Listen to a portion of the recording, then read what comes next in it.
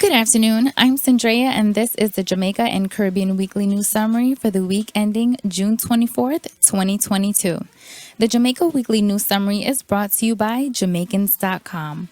This week's top news stories: Wholeness and Administration mistakenly tables wrong regulations. The administration of Jamaican Prime Minister Andrew Holness was embarrassed when it had to recall members of Parliament to a meeting arising from the tabling of the wrong regulations applying to the state of public emergency in St. Catherine.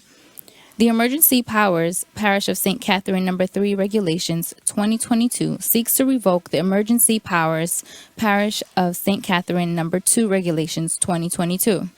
The administration incorrectly tabled the No. 2 regulations, causing opposition leader Mark Golding to label the situation messy. The incorrectly tabled No. 2 regulations did not include the alterations the government intended to make. Golding said he did not know what happened in this situation, but called it an example of bungling on the part of the government in how it handles legislation.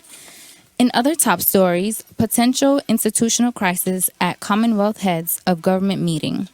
The Commonwealth Heads of Government meeting in Kigali, Rwanda, faced threats of an institutional crisis as Boris Johnson, Prime Minister of the United Kingdom, led a campaign to replace the current Secretary General of the organization with Kamina Johnson-Smith, the Foreign Minister of Jamaica.